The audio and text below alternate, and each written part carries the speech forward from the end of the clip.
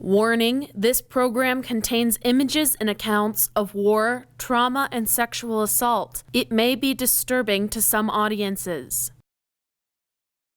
I'm Jackie Coffin, and happening now on The Rundown. When they first came out with if they should allow women on the front lines, it was ironic because we had already been on the front lines. There was a lot of nurses killed during World War II. I was deployed during a Desert Shield, Desert Storm.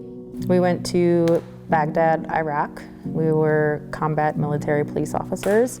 Women are the fastest growing population of the U.S. military. But does their presence and service in the military match public perception? You say a soldier or a sailor, an airman, a Marine, a lot of people just automatically think men. Most people experience combat in the military, no matter what job that they have. So I think just the basic understanding in today's society of what soldiers go through is lacking. Meet the women who defend and protect our nation and follow them on their journeys to heal from the wounds of war. The Rundown starts now. The Rundown is made possible by the Greater Montana Foundation, encouraging communication on issues, trends, and values of importance to Montanans.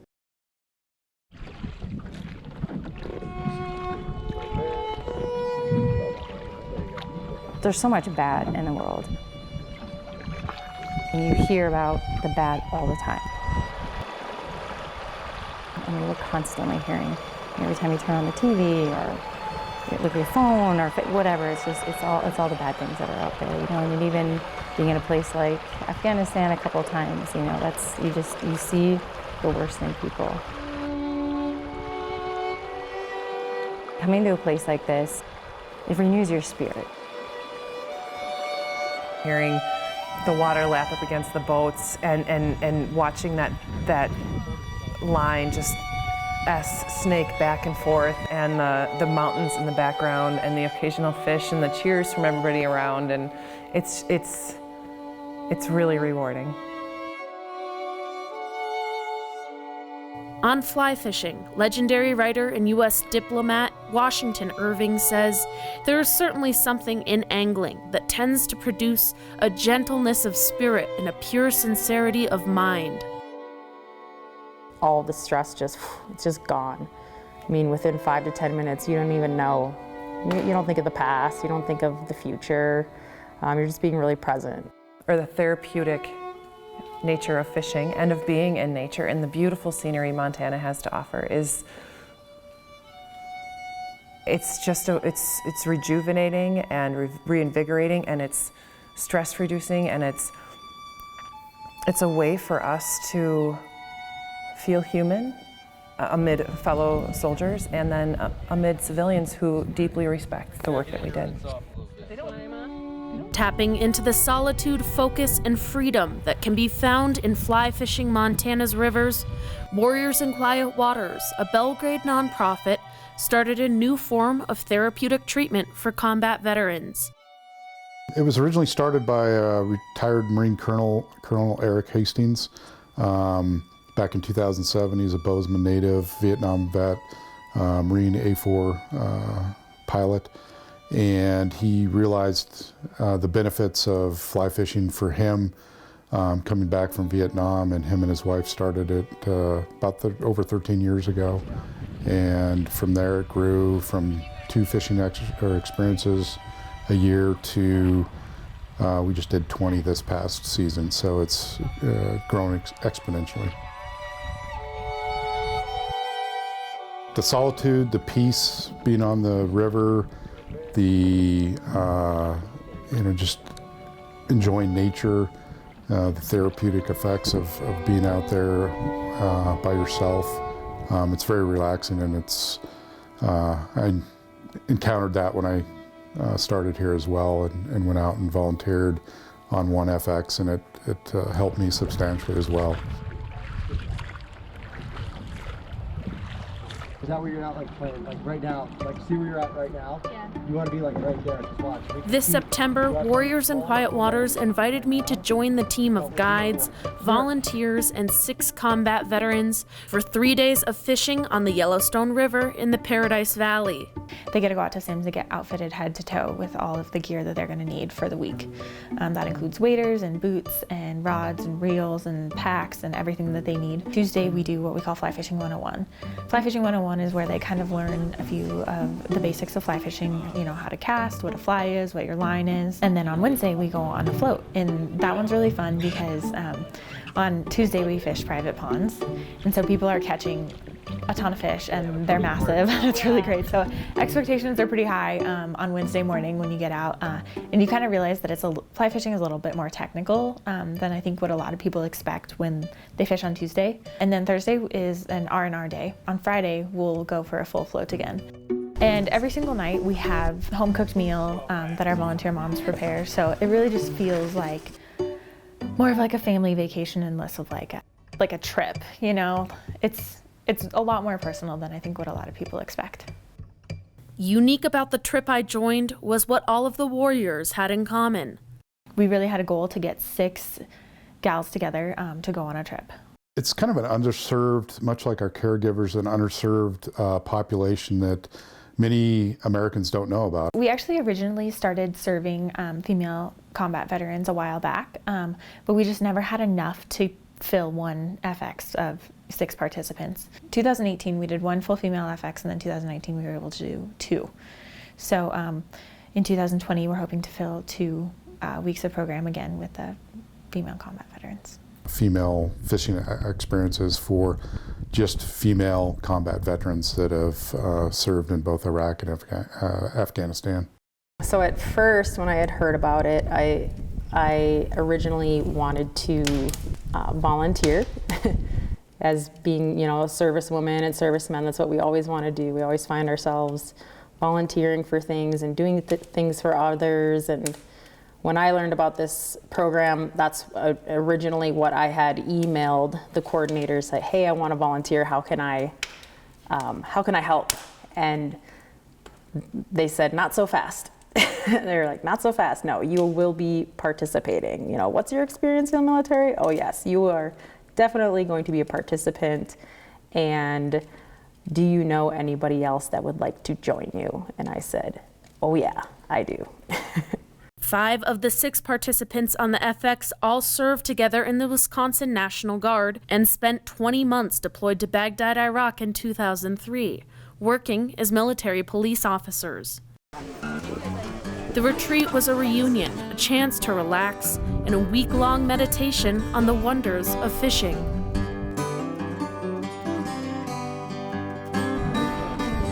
I'm just sitting there smiling, like really.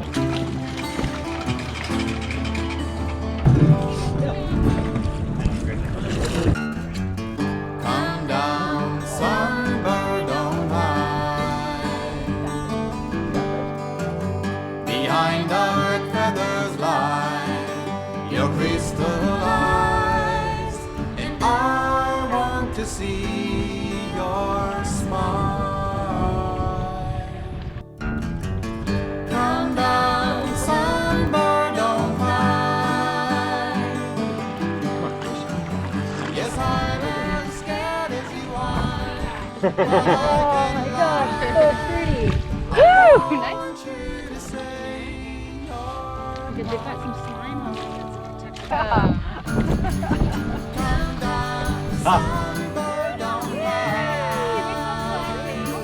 Very nice. I'm gonna do a couple. That's good. Good. There we go. Get back in the water. On the river or relaxing after a long day of fishing, I got to know the people casting next to me and what brought them to the organization in the first place. I live in Wapaka, Wisconsin, which is very central Wisconsin. I joined in 2001. It was my freshman year of college, and when I started college, I had enough money saved up and enough scholarships so I could pay for my freshman year. And in February, my parents had let us know that they probably couldn't afford to help us pay for the following years like we had anticipated. I have a twin brother. And so I decided that maybe I could join the National Guard because I'd like to stay in shape. I was patriotic. I wanted to serve my country. They'd pay for college, and I'd have some really fun adventures. And then 6 months later, September 11th happened. I have an older brother who's a medic in the Army, or was a medic in the Army during that time as well, and my twin brother called me up on September 11th and said, "Oh my gosh, I'm going to lose both of you to war," and I said that'll never happen, and we ended up getting deployed at the same time. We got deployed to Baghdad, Iraq as military police officers. My older brother was in Ramadi. When they first came out with if they should allow women on the front lines, it was ironic because we had already been on the front lines. There's no such thing as front lines when you're in Iraq, because the second you go out on a mission, you leave the wire, those are the front lines. And even when you're in the base, you're still getting attacked with mortars and rockets. So much so that when we were later on in our deployment, we were living in tents, and I would say the Lord's Prayer, "Now I lay me down to sleep. I pray the Lord my soul to keep. If I should die before I wake, I pray the Lord my soul to take," because I didn't know if I was going to survive through the night. We'd wake up and 10 or 7 tents down would be destroyed by a mortar. When they started landing, we'd ask ourselves, should we stay in the bunk or should we run to the bunker? And the bunker was 50 yards away, so we could die on the way to the bunker. There was one time I was working out in the gym, and 5 minutes before that I had gone to the bathroom in a porta potty, and then we got hit with mortars. I went out, and that exact porta potty I was just in was incinerated by mortars. And in that mortar attack, we lost a guy in the motor pool. So you just never really know when your time is going to be up, and there were a lot of close calls throughout the deployment.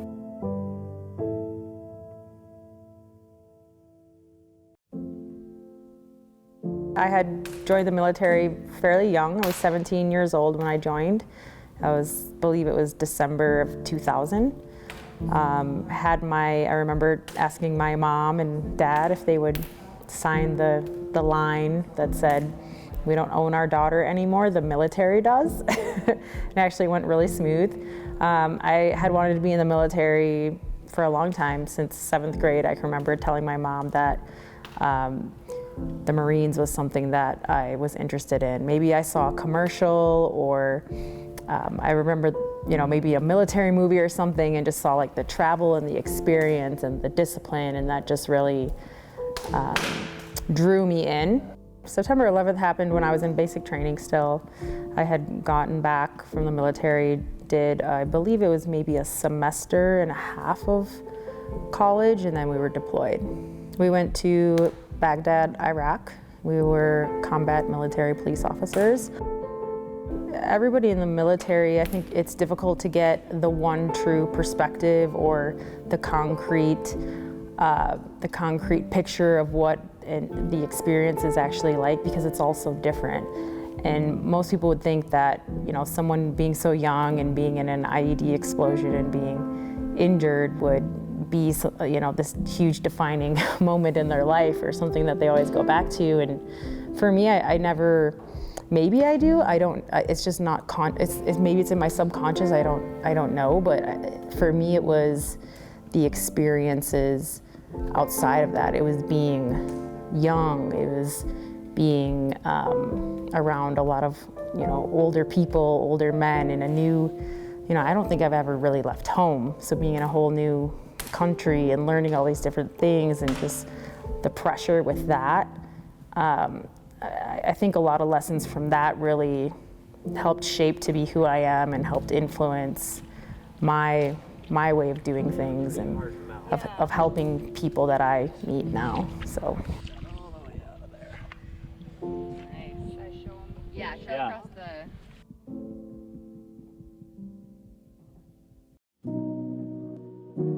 Well, I joined obviously 20 years ago. After my 3rd year of college and taking probably every general credit that there is, I decided that maybe it was time to step back from school. And my brother, my younger brother, Michael is 3 years younger than me. He'd already enlisted in the Navy. It was his senior year. I think he wanted to do Navy for, God, ever since I could remember. So just towards the end of that 3rd year of college, I knew I was going to take some time off, and I didn't want to kind of get stuck in a rut. So just one day out of a whim, I asked him, I was like, "Hey, why don't you tell me about this Navy stuff?"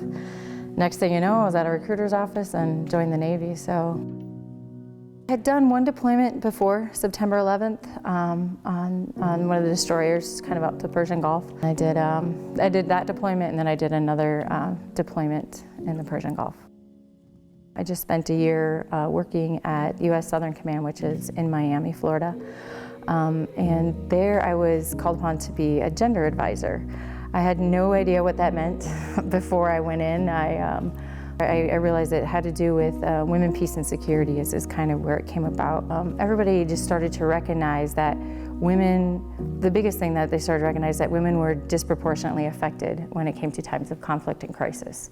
Even as like the U.S., when we first started going to Afghanistan and Iraq, there was a huge gap for us because, you know, respecting the culture in Afghanistan and in Iraq, in those areas of the world, men aren't allowed to talk to women. So, you know, we respected those roles, but, you know, the enemy is going to exploit that, and they absolutely did. So what we did is we had a team of women that were trained to be able to go out on missions with special forces.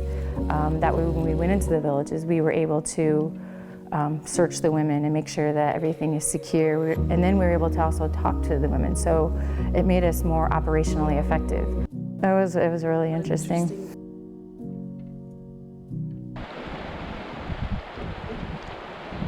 For me, the time spent with Warriors in Quiet Waters was an eye-opening experience into the service and struggles of female veterans and a stark reminder of some fundamental facts. September 11th was almost 20 years ago. We are still at war, and American men and women are still overseas fighting it. And that some veterans feel like the public has forgotten about the war, the fight, and their service. For female veterans, the disconnect can be deeper.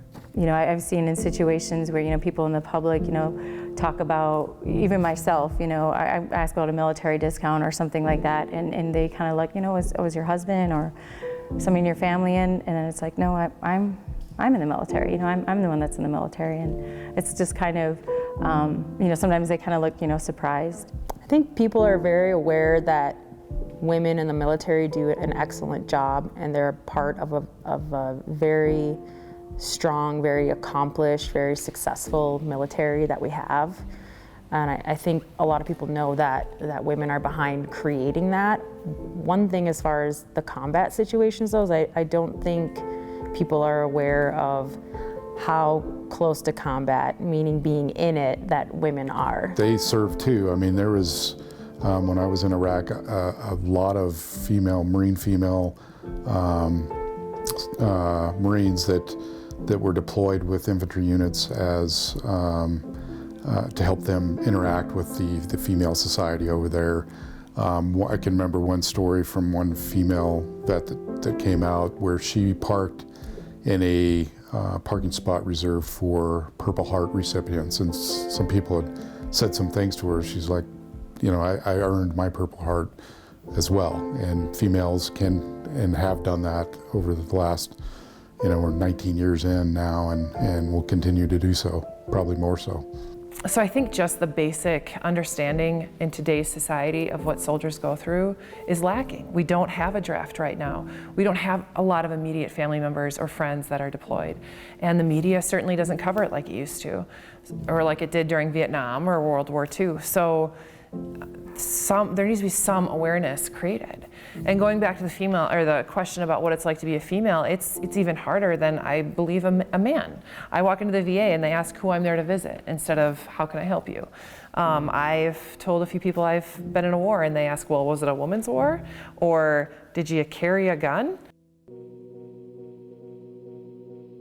Today, more than 210,000 women serve on active duty across the 4 branches of the military, which is about 15% of active duty enlistees. As laws lifted over time to allow women to join the military and expand the positions and duties in which they can serve, the pool of female veterans was bound to expand. I would sit among my college classmates and I couldn't get to their level, and they couldn't get to mine, and they'd be wondering what to wear at the party on Friday, and I'd be like, I just got shot at for 16 months. I can't relate.